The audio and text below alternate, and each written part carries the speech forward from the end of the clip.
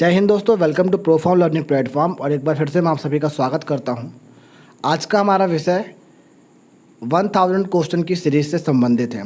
जैसा कि आप लोगों ने थंबनेल में देखा होगा वीडियो के स्टार्ट होने के पहले कि एमपी पुलिस या किसी भी स्टेट की पुलिस हो, रेलवे का हमारा ग्रुप डी और एनटीपीसी का जो पेपर अभी तक कंडक्ट नहीं हुआ है, और ऐसा तो नहीं है कि कभी होगा नहीं, आने वाले समय में होगा ही होगा, निश्चित है। और देखा जाए तो हमारी दिल्ली पुलिस जो सीपीओ का भी फॉर्म आ चुका है दिल्ली एसआई के लिए और सेंट्रल आर्मड पुलिस फोर्स के लिए। यदि आप लोग इच्छुक होंगे तो फॉर्म भर दीजिएगा, है ना। और मेरे कहने का टोटल मतलब ये है कि ये आपके किसी भी एग्ज़ाम के लिए, इवन पीएससी के प्री का जो पेपर होता है, मैं ये नहीं कहूँगा मेंस में आपको पता है डीप पढ़ना होता है। पीएससी का जो प्री होता है उसमें भी आपको कहीं ना कहीं इन वीडियो की सीरीज के माध्यम से आपको क्वेश्चन देखने मिलेंगे। तो स्टार्ट करते हैं हम आज का अपना सेशन को स्टार्ट करने से पहले सिर्फ इतना ही कहना चाहूँगा, यदि वीडियो अच्छी लगती है तो चैनल को सब्सक्राइब कर लीजिएगा और अपने दोस्तों में से ज़्यादा शेयर करिएगा। तो पहला क्वेश्चन रहा आप लोगों के सामने, भगवान बुद्ध को ज्ञान की प्राप्ति कहाँ पर हुई थी। तो जैसा कि आंसर भी बाजू में लिखा हुआ है, आप सभी को पता है बोधगया में हुई थी, और काफ़ियों को पता होगा कहाँ पर हुई थी। तो बोधगया, अब बोधगया कहाँ पर है? बोधगया बिहार में है। अब एक क्वेश्चन और बनता है कि किस वृक्ष के नीचे या किस पेड़ के नीचे भगवान बुद्ध को ज्ञान की प्राप्ति हुई थी। तो उस वृक्ष का नाम है पीपल का वृक्ष। ठीक है, एक क्वेश्चन ये और हो गया, तो अपने हो गए इस क्वेश्चन से एक क्वेश्चन और बन गया, 2 क्वेश्चन हो गए। अब किस नदी के तट पर ज्ञान की प्राप्ति हुई, ये भी क्वेश्चन बार बार पूछा गया, तो आपको याद रखना निरंजना नदी के तट पर। तो कहाँ पर हुई? बोधगया में। बोधगया कहाँ पर है? बिहार में। और किस नदी के किनारे हुआ? निरंजना नदी। और कौन से वृक्ष के नीचे ज्ञान की प्राप्ति हुई? तो वो हुई थी अपने पीपल के वृक्ष के नीचे। अब एक क्वेश्चन और आता है कि कितने वर्ष की उम्र में या कितने साल या कितने उम्र की आयु में उन्हें ज्ञान की प्राप्ति हुई थी। तो आपको बताना है 35। जब वो 35 साल के थे तब उन्हें 6 साल की कठोर तपस्या। अब एक क्वेश्चन ये भी बनता है कि उन्होंने कितने साल की तपस्या की थी। तो 6 साल की कठोर तपस्या। तो आपको इससे एक लॉजिक समझ में आया होगा कि ये जब 31 वर्ष के थे, है ना, तो इन्होंने अपनी तपस्या स्टार्ट की थी। मतलब 30 वर्ष की आयु में इन्होंने अपना घर त्याग दिया था। एक क्वेश्चन ये भी बनता है कि किस वर्ष की आयु में इन्होंने अपना घर त्यागा। तो 30 वर्ष की आयु में इन्होंने अपना घर का त्याग किया। यहाँ वहाँ भटकने के बाद फिर इन्होंने अपना तपस्या की, जो कि 6 साल की कठोर तपस्या थी। तो 35 वर्ष की आयु में इन्हें ज्ञान की प्राप्ति हो गई थी। ठीक है, फिर हम बढ़ते हैं नेक्स्ट क्वेश्चन की तरफ। आर्य समाज की स्थापना किसने की? तो आप सभी को पता है स्वामी दयानंद सरस्वती जी ने की थी। अब सबसे पहले स्वामी दयानंद सरस्वती जी की हम बात कर लेते हैं। एक क्वेश्चन इनसे और बनता है कि इनका मूल नाम क्या था। तो इनका मूल नाम मूल शंकर था। तो मूल नाम मूल शंकर, मूल नाम मूल शंकर, आपको याद हो गया होगा। अब आर्य समाज की स्थापना हुई कब थी, यह भी क्वेश्चन बनता है। तो आपको याद रखना है 1875 में, मतलब 1875 में आर्य समाज की स्थापना हुई थी। अब अचानक से तो कोई किसी चीज़ की स्थापना या किसी चीज़ का इस्टेब्लिशमेंट करता नहीं है। तो यह था क्या, क्यों इसकी ज़रूरत पड़ी? ये एक हिंदू सुधार क्या था, हिंदू सुधार आंदोलन या सम्मेलन या सभा बोल सकते हो आप, जो भी था। ठीक है, तो हिंदू सुधार का एक ये हिंदू सुधार से संबंधित एक संगठन था, जो कि विरजानंद स्वामी की प्रेरणा से अपने जो क्या बोलते हैं सरस्वती जी थे, उन्होंने इसका गठन किया था। तो आपको इतने क्वेश्चंस इससे संबंधित से आपको याद रखना होगा। हाँ, एक क्वेश्चन और पूछा जाता है, बार बार पूछा गया है कि वेदों की ओर लौटो का नारा किसने दिया था। तो वेदों की ओर लौटो का नारा दिया था स्वामी दयानंद सरस्वती जी ने। ठीक है, फिर हम बात करते हैं पंजाबी भाषा की लिपि कौन सी है। तो पंजाबी भाषा की लिपि है गुरमुख लिपि। गुरमुख का अर्थ क्या होता है, सबसे पहले हम ये जान लेते हैं। गुरमुख का अर्थ होता है गुरु के मुख से निकली हुई वाणी। ठीक है, गुरु के मुख से निकली हुई वाणी।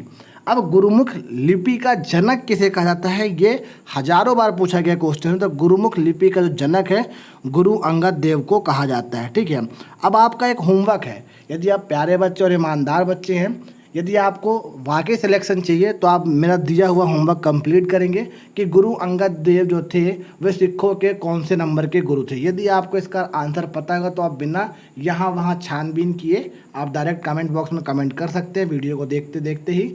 और यदि आपको नहीं पता होगा तो आप थोड़ा सा भी गूगल वगैरह सर्च करेंगे तो आपको मिल जाएगा। सारे गुरुओं के इनके मैं सर्च करने को इसलिए कह रहा हूँ क्योंकि इनके साथ आपको सारे गुरुओं की लिस्ट मिल जाएगी, ठीक है। पहले कौन थे, दूसरे कौन थे, किसने क्या काम किया, किसने जो अपना अमृतसर मंदिर है, सोन टेम्पल है, उसमें उसका निर्माण किसने करवाया, सोने की कवर परत किसने चढ़वाई, ये सब क्वेश्चन आपको आते हैं। तो आगे जो हमारी 1000 क्वेश्चन की सीरीज़ रहने वाली उसमें आपको सारे क्वेश्चन कवर करके मैं दूंगा, ठीक है। तो गुरुमुख लिपि का जो जनक है किसे कहा गया, गुरु अंगद देव को कहा गया, ठीक है। अब एक क्वेश्चन और आता है कि गुरुमुख लिपि का जन्म किससे हुआ या किससे इसका इन्वेंशन हुआ। जनक की बात हुई तो अपना गुरु अंगद का नाम आ गया। अब इन्वेंशन जो है किस इसका जो सोर्स की यदि हम बात करें कि किससे निकली हुई है तो ब्राह्मी लिपि, आपने नाम सुना होगा कि ब्राह्मी लिपि जो थी, ब्राह्मी लिपि से ही गुरुमुख लिपि का जन्म हुआ है, ठीक है। ये अब इससे 2 इम्पॉर्टेंट क्वेश्चन थे, आपको याद रखना होगा। एक इम्पॉर्टेंट क्वेश्चन और पूछा जाता है कि जो सिखों का धर्म ग्रंथ है वह क्या है, तो आपको बताना होगा जो ग्रंथ साहिब है, ठीक है। क्या है, ग्रंथ साहिब जो है वह सिखों का क्या है, अपना धर्म ग्रंथ है। अब इसकी जो लिपि है वह कौन सी लिपि है ये भी पूछा जाता है, तो आपको याद रखना है गुरुमुख लिपि ही इसकी लिपि है, ठीक है। फिर हम बढ़ते हैं नेक्स्ट क्वेश्चन की तरफ। भारत की मुख्य भूमि का दक्षिणतम किनारा कौन सा है। अब मुख्य भूमि की बात क्या है, मतलब कि तमिलनाडु पहुंच जाओ, तमिलनाडु के कन्याकुमारी को, ठीक है, तमिलनाडु के कन्याकुमारी से हम कैप केमोरिन कहते हैं, क्या कहते हैं, कैप केमोरिन कहते हैं, उसकी बात की जा रही है। तो जो मुख्य पॉइंट है, दक्षिणतम मुख्य बिंदु है अपने मुख्य भूमि का, वह है कन्याकुमारी, और कन्याकुमारी कहाँ है, तमिलनाडु, और उसका नाम क्या है, कैप केमोरिन, ठीक है। क्या नाम है, कैप केमोरिन। यदि इसकी बोला जाए तो ग्लोब पर स्थिति पूछ ली जाए तो कितने डिग्री पर ये स्थित है, तो आपको बताना होगा कि ये 8 डिग्री 4 मिनट में स्थित है। अब एक और पूछता है कि भारत का दक्षिणतम बिंदु कौन सा है, तो आपको भारत का दक्षिणतम बिंदु बताना है। अंडमान निकोबार के ग्रेट निकोबार में स्थित है, जिसे हम क्या कहते हैं, इंदिरा पॉइंट कहते हैं। अब इंदिरा पॉइंट के पहले इसका नाम क्या था, यदि आपको यह जानना है तो आपको हमारी ज्योग्राफी की जो प्रीवियस क्लास हो चुकी हैं उनको आपको डिस्कस करना होगा, है ना। तो आप उनको देख लेंगे तो आपको सारे पॉइंट उससे भी क्लियर हो जाएंगे। कैसे ये लोकेशन निकाली जाती है आपको ये भी क्लियर हो जाएगा, ठीक है। तो लिंक आपको मैं डिस्क्रिप्शन बॉक्स में दे दूंगा, आप वहां से जाकर देख लीजिएगा।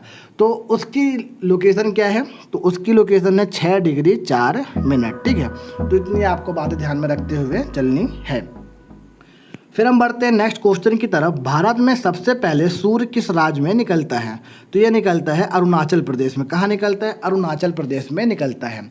अब एक क्वेश्चन और बनता है कि जो अपना पश्चिम वाला राज्य है जिसको हम सबसे किनारे है वो कौन सा है, गुजरात है। अब सबसे पहले क्या पड़ता है, पूरब में अरुणाचल पड़ता है। इन दोनों के बीच में सूर्य उगने के समय का 2 घंटे का अंतर क्यों होता है, तो 2 घंटे का जो अंतर पाया जाता है वह इनके अक्षांशीय विस्तार की वजह से पाया जाता है। क्योंकि जो गुजरात है हमारा, जो पश्चिम में स्थित है, और जो अरुणाचल है, इनके बीच जो अक्षांशीय विस्तार का अंतर है वह कितना पाया जाता है। कई बार पूछा गया क्वेश्चन है, आप किसी भी एग्जाम का पेपर उठा के देख लीजिए प्रीवियस या लास्ट 5 ईयर के, आपको ये क्वेश्चन 2 से 3 बार रिपीटेड जरूर मिल जाएगा।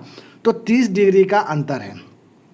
अब कई बार ये पूछ लिया जाता है कि 30 डिग्री का अंतर है तो कितने मिनट होते हैं ना, तो वही मैं आपको समझा देता हूँ थोड़ा सा। जो 30 डिग्री है तो 1 डिग्री में कितने मिनट होते हैं, तो 1 डिग्री में कितने मिनट का अंतर होता है, तो आपको बताना है 4 मिनट का।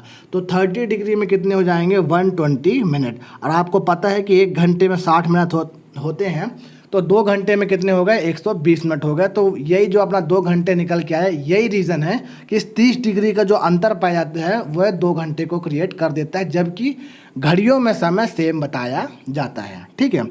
आई होप आप लोगों को समझ में आ रहा होगा। फिर हम बढ़ते हैं नेक्स्ट क्वेश्चन की तरफ।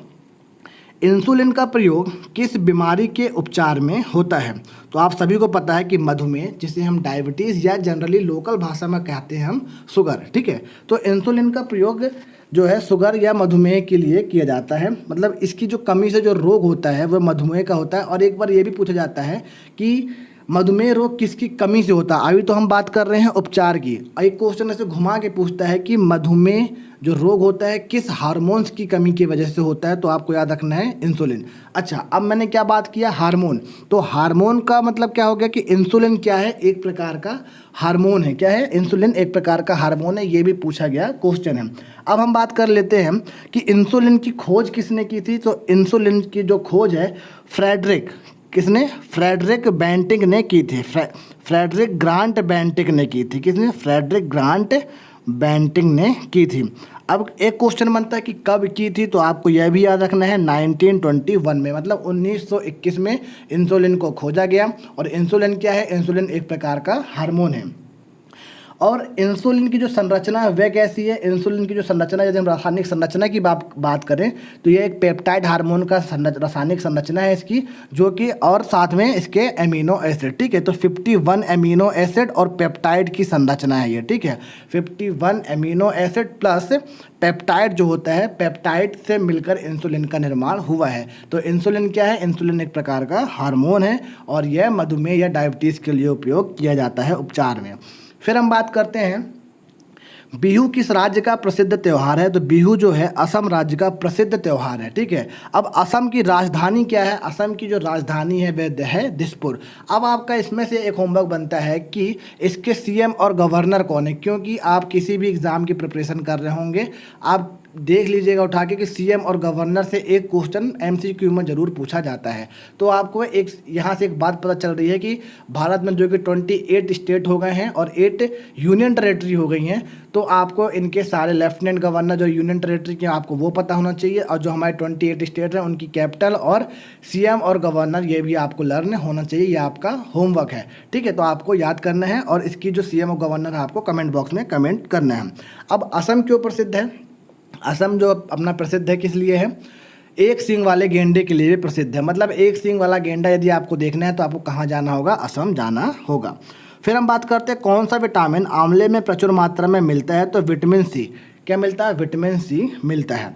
अब एक आपको मैं ट्रिक बताता हूँ। क्या बताता हूँ? ट्रिक बताता हूँ जिसमें से आपको सारे विटामिन के नाम याद हो जाएंगे। तो ट्रिक है रथ एक टॉफ़ी। ठीक है, क्या है? रत एक टॉफ़ी। अब बोलोगे ये क्या बता दिया आपने, ये क्या लिख दिया, है ना? तो विटामिन ए का नाम क्या है? रेटिनॉल। विटामिन बी का नाम क्या है? थायमिन। विटामिन सी का नाम क्या है? Ascorbic acid. ठीक है, जो कि ये क्वेश्चन में है अपने, है ना? विटामिन सी का नाम हो गया एस्कॉर्बिक एसिड। फिर विटामिन डी का नाम हो जाएगा कैल्सीफेरॉल, जिसकी कमी की वजह से हमारे बाल सफ़ेद होने लगते हैं, है ना? और साथ ही साथ हमारी हड्डियाँ कमज़ोर होने लगती हैं, रिकेटस हो जाता है ना, विटामिन डी। ठीक है, सॉरी, विटामिन डी से हमारी रिकेटस होता है, हड्डियाँ कमज़ोर होती हैं जिससे रिकेटस हो जाता है। और ये क्या है अपना? विटामिन ई, जिसे हम कहते हैं टेकोफेरॉल। इसकी कमी की वजह से हमारे बाल झड़ते हैं, सफ़ेद होने लगते हैं, है ना? नपुंसकता आती है, ये सब चीज़ें होती हैं। और विटामिन के, जिसे हम कहते हैं साइनोकोबालामिन या फिलोक्यूनिनॉन। ठीक है, तो इतनी बातें आपको ध्यान में रखनी है। यदि आपको ट्रिक अच्छी लगेगी तो वीडियो को अपने दोस्तों में से ज़्यादा शेयर कर दीजिएगा। फिर हम बात करते हैं भारत का प्रथम गवर्नर जनरल कौन था। तो भारत का प्रथम गवर्नर जनरल था विलियम बेंटिक। कौन था? William Bentinck. अब एक क्वेश्चन और बनते हैं, किस एक्ट के तहत भारत के गवर्नर जनरल को वायसराय का पद दे दिया गया? ठीक है, तो आपको ये भी कमेंट बॉक्स में कमेंट करके बताना है। फिर हम बढ़ते हैं नेक्स्ट क्वेश्चन की तरफ कि कागज़ का आविष्कार किस देश में हुआ। तो कागज़ का आविष्कार जो हुआ चीन देश में हुआ। रेशम बनाने की तकनीक का सर्वप्रथम उपयोग कहाँ पर हुआ? चीन में हुआ। ठीक है, तो आपको याद में रखना होगा। जबकि रेशम के मार्ग में एकमात्र राजा जिसका बहुत अच्छा कंट्रोल था वह था कनिष्क, जिसको आप नाम सुने होंगे कनिष्क का, है ना? तो कनिष्क एकमात्र ऐसा राजा था जिसका रेशम के मार्ग में अच्छा खासा कंट्रोल था। फिर हम बात करते हैं गौतम बुद्ध का बचपन का नाम क्या था। गौतम बुद्ध के बचपन का नाम था सिद्धार्थ। क्या नाम था? सिद्धार्थ गौतम बुद्ध के बचपन का नाम था। फिर हम बात करते हैं नेक्स्ट क्वेश्चन की, भारत में सशस्त्र बलों का सर्वोच्च सेनापति कौन होता है। तो भारत में सशस्त्र बलों का सर्वोच्च सेनापति होता है राष्ट्रपति। ठीक है, अब एक क्वेश्चन और बनता है कि तीनों सेनाओं का सर्वोच्च सेनापति कौन होता है। तो आपको बताना होगा राष्ट्रपति होता है। ठीक है, और सशस्त्र बल की यदि हम बात करें, जिसे हम अर्धसैनिक बल भी कहते हैं, ये किसके अंडर में काम करती है। एक क्वेश्चन ये बनता है कि जो अपनी अर्धसैनिक बल है या सशस्त्र बल है, ये किसके अंडर में या किस मिनिस्ट्री के अंतर्गत कार्य करती है। तो ये काम करती है गृह मंत्रालय, या जिसे हम कहते हैं होम मिनिस्ट्री। क्या कहते हैं? होम मिनिस्ट्री कहते हैं। अब अभी वर्तमान में गृह मंत्री कौन है, ये आपको कमेंट करके कमेंट बॉक्स में बताना है। अब ये भी बता दूं ये कहाँ से हैं, गुजरात से हैं। ये आपका क्लू के रूप में हो गया। अब ईमानदारी से आपको कमेंट करके कमेंट बॉक्स में बताना है। फिर हम बात करते हैं रतौंधी किस विटामिन की कमी से होती है। तो रतौंधी जो रोग होता है विटामिन ए की कमी से होता है। अभी मैंने क्या बताया था, रत एक टॉफ़ी, तो विटामिन ए का नाम क्या हो गया, रेटिनॉल। ठीक है, तो आपको ऐसे लिंक करके सब कुछ पढ़ते चलना है। आप लिंक करेंगे आपको सारी चीज़ें आसानी से याद हो जाएंगी। ठीक है, कई लोग कहते हैं, हमारे दोस्त लोग भी कई लोग पूछते हैं कि यार याद नहीं हो तो तेरे को कैसे याद रहता है, ये वो है ना। आप बस चीज़ों को लिंक करिए, अपने दिमाग को खेलिए, जितना खेलेंगे दिमाग उतना ही आपके साथ भी खेलेगा, और आप खेलते खेलते सब कुछ आसानी से सीख जाएंगे। फिर हम बात करते हैं पोंगल किस राज्य का त्यौहार है। तो आपको बता दें तमिलनाडु राज्य का यह त्यौहार है। जबकि एक कन्फ्यूज़न और पैदा होता है क्या, कि ओणम किस राज्य का है ना, ओणम किस राज्य का त्यौहार है। तो ओणम जो होता है, ठीक है, आप देख लीजिए इसको लिखा भी कैसे जाता है। ओणम जो होता है वह केरल में होता है। कहाँ पर होता है? केरल में होता है। ठीक है, तो आपको ये ध्यान में रखना है कि ओणम है केरल में और पोंगल है तमिलनाडु में। ओणम है केरल में, पोंगल है तमिलनाडु में। ओणम है केरल में, पोंगल है ऐसे 3-4 बार आप दिन में सुबह शाम बोलेंगे, आपके दिमाग में सेट हो जाना है।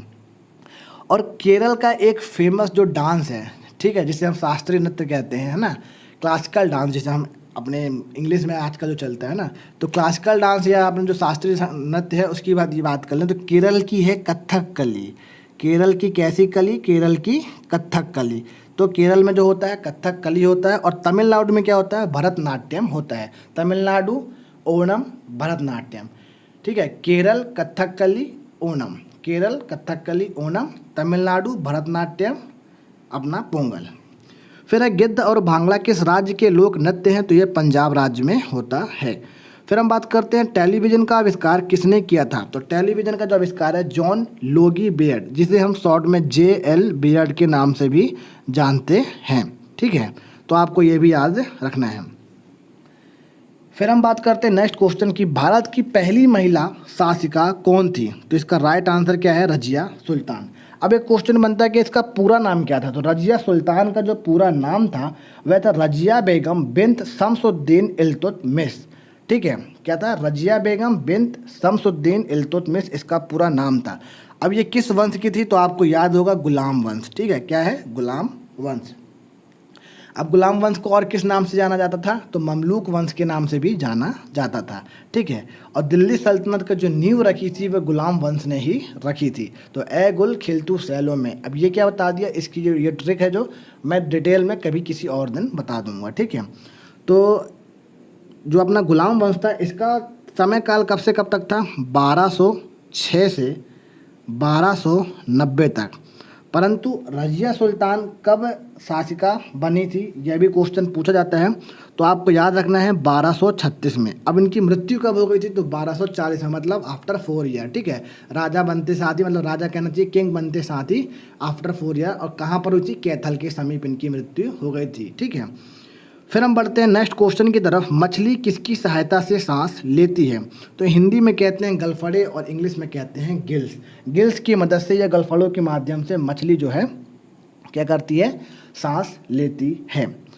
फिर हम बात करते हैं इंकलाब जिंदाबाद का नारा किसने दिया था। तो इंकलाब जिंदाबाद का नारा दिया था भगत सिंह ने। अब भगत सिंह से थोड़ी सी हम बात कर लेते हैं कि इन्होंने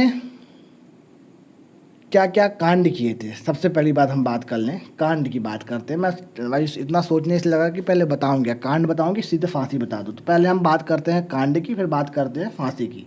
ठीक है, तो इन्होंने क्या किया था कि जो सैंडर्स था, जैसे कि आपको पता होगा सैंडर्स कौन था, JP सैंडर्स, है ना।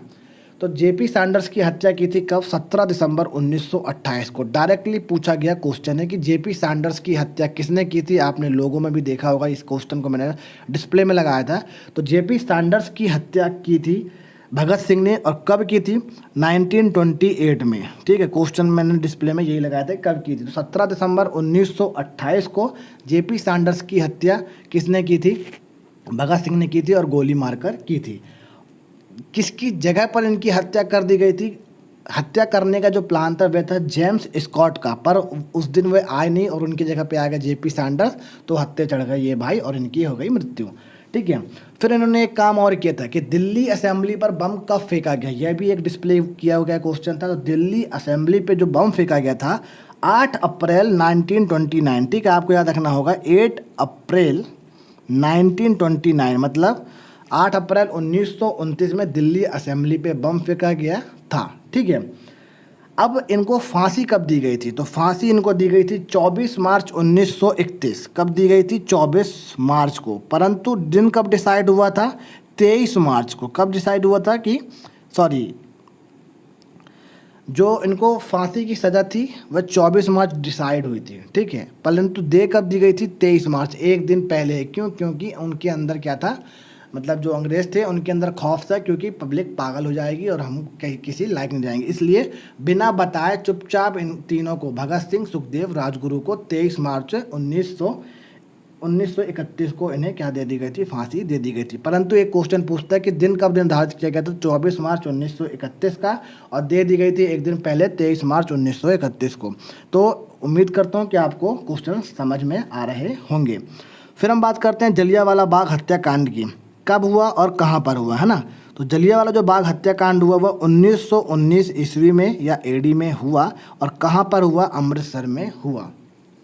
अब ये जलियांवाला बाग हत्याकांड हुआ क्यों था, वहाँ पर जो भीड़ इकट्ठी हुई थी, वहाँ पर भीड़ इकट्ठी हुई क्यों थी, तो सैफुद्दीन किचलू और सत्यपाल जो कि रॉलेट एक्ट के विरोध में गिरफ्तार कर लिए गए थे, ठीक है। रॉलेट एक्ट क्या था कि बिना बोला, मतलब बिना मुकदमा, बिना कोई केस दर्ज किए सीधे उठाकर जेल में डालने वाला। तो इसके विरोध में इन्हें क्या किया गया था, सैफुद्दीन किचलू और सत्यपाल को क्या कर लिया गया था, गिरफ्तार कर लिया गया था। तो इनके रिहा कराने के लिए या इनके गिरफ्तारी के विरोध में जलियांवाला बाग जो अब था वहाँ पर भीड़ जमा हुई और चर्चा हो रही थी, ठीक है। तो जनरल ओ डायर ने क्या किया था, गोलियां चलवा के इनकी हत्या कर दी थी। ये था इसका पूरा अपना कॉन्सेप्ट, ठीक है। और एक क्वेश्चन ये पूछा जाता है कि उस समय वायसराय कौन था, तो आपको बताना है लॉर्ड चेम्सफोर्ड। कौन थे, लॉर्ड चेम्सफोर्ड, ठीक है। तो ये भी पूछा गया क्वेश्चन है, तो आपको ये भी दिमाग में रखते हुए चलना है। 13 अप्रैल 1919 दिन था बैसाखी का, और लॉर्ड चेम्सफोर्ड उस समय भारत के वायसराय थे, और जनरल ओ डायर ने क्या की थी, हत्या की थी। अब जनरल ओ डायर की हत्या किसने की, ये भी बहुत बार पूछा गया क्वेश्चन है। आप बोले हैं कितने क्वेश्चन बता रहे हैं, पर क्वेश्चन क्या है, ऐसे ही याद होते हैं। एक क्वेश्चन से 10 क्वेश्चन बनाइए, लिंक करिए, सब याद हो जाएगा। तो जनरल ओ डायर की हत्या की थी उधम सिंह ने, ठीक है। जनरल ओ डायर की हत्या किसने की थी, उधम सिंह ने। और उधम सिंह ने क्यों की थी, अपने आप तो कर नहीं देंगे, वह भी उस समय वहाँ पर थे, परंतु ये क्या हुआ था, बच गए थे। इनकी जो गोली लगी थी पैर में लगी थी और ये घायल हो गए, बेहोश हो गए थे, परंतु ये बच गए थे। बच जाने की वजह से इनने ये ठान लिया था कि मैं अपना बदला लेकर ही रहूँगा अपने भाइयों का। तो ये क्या किया, लंदन गया, लंदन के कैक्सटन में, ठीक है, लंदन के कैक्सटन में इन्होंने जनरल ओ डायर की गोली मारकर हत्या कर दी थी। तो ये भी पूछा गया क्वेश्चन है कि जनरल ओ डायर की हत्या किसने की, तो जनरल ओ डायर की हत्या उधम सिंह ने की थी, और कब की थी, 1940 में की थी। फिर हम बात करते हैं सैंडर्स की हत्या किसने की, तो हमने डिस्कस कर लिया कि सैंडर्स की हत्या भगत सिंह ने की, और कब की, 17 दिसंबर 1928 को की थी। और फिर आज का लास्ट क्वेश्चन है कि 1857 ईस्वी के विद्रोह में किसने अपना बलिदान सबसे पहले दिया था, तो इसका राइट आंसर है मंगल पांडे ने दिया था। किसने दिया था, मंगल पांडे ने दिया था। एक क्वेश्चन और बनता है कि 1857 का जो विद्रोह है वह प्रारंभ कब हुआ था, तो प्रारंभ हुआ था बहरामपुर से। कहाँ से हुआ था, बहरामपुर के सैनिकों के द्वारा चर्बी वाले कारतूस को छीलने के लिए दांतों से मना कर दिया गया था। उसके बाद फिर क्या हुआ, बैरकपुर में, जो कि मंगल पांडे थे, इनके दिमाग की सटकी और इन्होंने 29 मार्च 1857 को विद्रोह कर दिया कि मैं ये काम नहीं करूँगा। और इसी विद्रोह की वजह से इन्हें क्या सजा, पनिशमेंट जो भी हुई, तो 2 बंदे जो लेफ्टिनेंट थे और साथ में क्या था अपने एक कैप्टन था, सॉरी मेजर रैंक का था, उन्होंने क्या कर दिया, इन्होंने गोली मार दी। गोली मार देने की वजह से इन्हें फांसी कब दी गई, एक क्वेश्चन ये बनता है। तो इन्हें फांसी दी गई थी 8 अप्रैल 1857 को। इतनी बातें कहने का मतलब बस इतना था कि इनको फांसी कब दी गई, 8 अप्रैल 1857 को इनको फांसी दे दी गई थी। तो पहला जो शहीद कहलाया अपनी आज़ादी के लिए, यह भी क्वेश्चन पूछा जाता है, ये पीएससी में पूछा गया क्वेश्चन था कि पहला शहीद कौन कहलाया था, तो मंगल पांडे पहले शहीद थे, जो कि 8 अप्रैल 1857 को इन्हें फांसी दी गई थी। उम्मीद करता हूँ कि आप लोगों को मेरे सारे बताए गए क्वेश्चंस और उनके द्वारा लिंक कई जानकारी आप लोगों को समझ में आई होगी। यदि किसी भी प्रकार का कोई डाउट होगा तो आप मुझे कमेंट बॉक्स में कमेंट कर सकते हैं, या आप हमारे इंस्टाग्राम पेज जिसे आपको कुछ नहीं करना है, अभी तक नहीं जुड़े होंगे तो सिर्फ आपको इंस्टाग्राम ओपन करना है। ओपन करके #PF लर्निंग डालेंगे आप सर्च बॉक्स में, आपको हमारा पेज मिल जाएगा। सिर्फ आपको वहाँ एक फॉलो करना, आपको सारी अपडेट वहाँ पर मिलती रहेंगी और जो भी क्वेरीज होंगी आप वहाँ भी मुझे मैसेज कर सकते हैं या डायरेक्टली आप मुझे यूट्यूब का अपना जो कमेंट बॉक्स है अपने चैनल के अपने पेज में, अपने होम पेज में आप जाके मुझे मैसेज कर सकते हैं। ओके दोस्तों, मैं आप लोगों से अलविदा लेता हूँ। जय हिंद, जय भारत। और बस इतना और कहूँगा कि साथ ही साथ यदि वीडियो अच्छी लगी होगी तो अपने दोस्तों में से ज़्यादा शेयर करिएगा। ओके दोस्तों, जय हिंद, जय भारत। अपना ख्याल रखिए, अपने घर वालों का ख्याल रखिए।